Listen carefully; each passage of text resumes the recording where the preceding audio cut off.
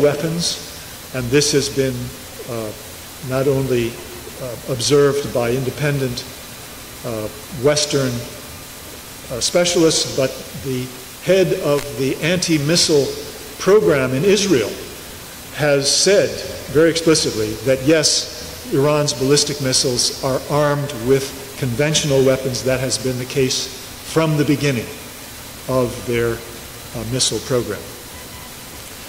And furthermore, the U.S. intelligence community has never reached a judgment that Iran was working on an intercontinental ballistic missile.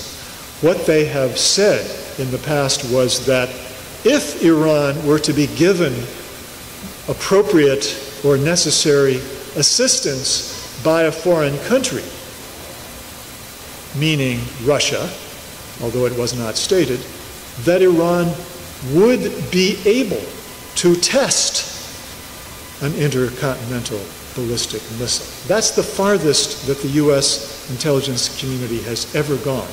And that was a long time ago.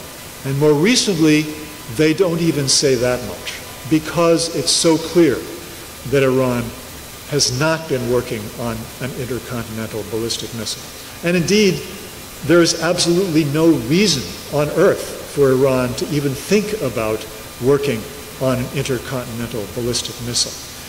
The strategy that Iran has been working on for the last 2 decades, their defense strategy, has depended on retaliation against an Israeli attack or an American attack in the Middle East by targeting Israel or U.S. military bases in the Middle East. That has been their defense strategy. The U.S. Defense Department said that all along. They don't deny that for a moment. So this is, again, an absurd argument which is very easily refutable. And so, my bottom line here is that the arguments that are being put forward are really pretty soft in their they can be refuted very easily. The only one that is a problem is the one that is problematic, because the Obama administration, again, has disarmed itself by accepting the lie that Iran has wanted nuclear weapons. And here again, I commend to your attention the evidence that I have put together in my book, which shows that in one case after another, the alleged evidence that Iran worked on nuclear weapons or was even interested in nuclear weapons turns out, upon closer examination, to have been either fabricated by the Israelis or to have been the result of a politically tinged set of assumptions on the part of the analysts, either in the IAEA or in the U.S. intelligence community. And I have one chapter in my book devoted entirely to how and why the U.S. intelligence community has gotten Iran wrong from the beginning of at least the 1990s, from the early 1990s on. I argue on the basis of a lot of evidence that the intelligence community got it wrong for exactly the same reasons, or for roughly the same reasons, that they got Iraq wrong, because of the political assumptions that governed the analysis from the beginning. So I want to end this talk by just saying a little bit about what I call the Orwellian political discussion that we have in this country. I call it Orwellian because it's a case of manufacturing facts to fit a policy. Manufacturing facts, creating facts which are convenient to directing the hostility of the American people toward the object that has been chosen. Iran is the current object that has been chosen to be demonized, to be treated as an enemy. for all kinds of reasons. And it's not just Israel.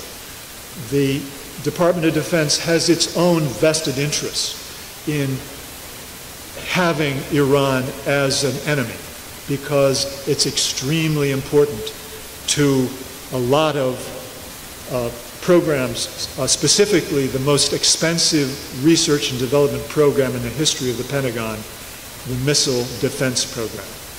And they're not going to give it up. So this creation of facts that are convenient to support the policy is something that, of course, has been around for a long time.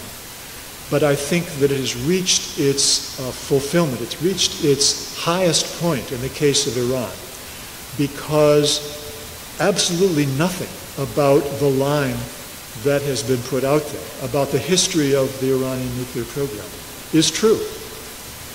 And the creation of these facts, these so-called facts, to fit the policy that is desired, is a combination of conscious decisions, in some cases, to give short shrift to the truth, subconscious decisions in other cases where, they could have told the truth, but they just couldn't quite get around to finding out about the truth, and some unconscious actions as well that have played into it.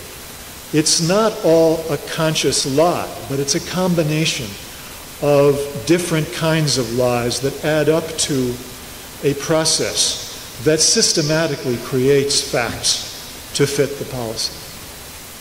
And this, of course, is what Orwell was talking about in 1984 when he created this fictional state that arbitrarily decided to turn the attention and the hostility of the population of the state against one of the other states that existed in the fictional international system that existed in this future at that point, in Orwell's future, 1984. So that the population would be automatically would be cued in to the beliefs that they were to hold about the enemy, the putative enemy that was being targeted. And I think we are now at the point where we see a system that works just as smoothly as the system that Orwell imagined in 1984, only it's created not by a totalitarian state using total control over media and the direct application of propaganda, but a combination of propaganda that is issued through official channels and a compliant news media that is owned by forces that are completely in line with the overall orientation of the government in this regard.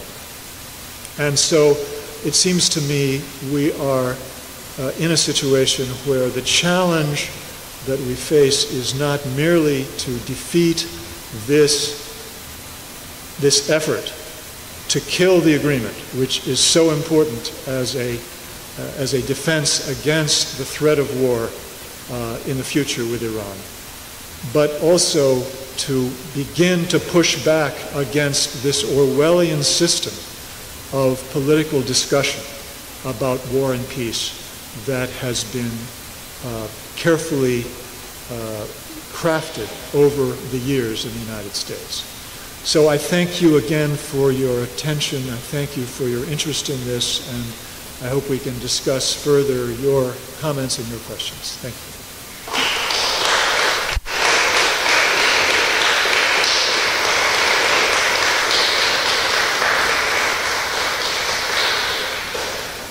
So how are we going to handle the questions now?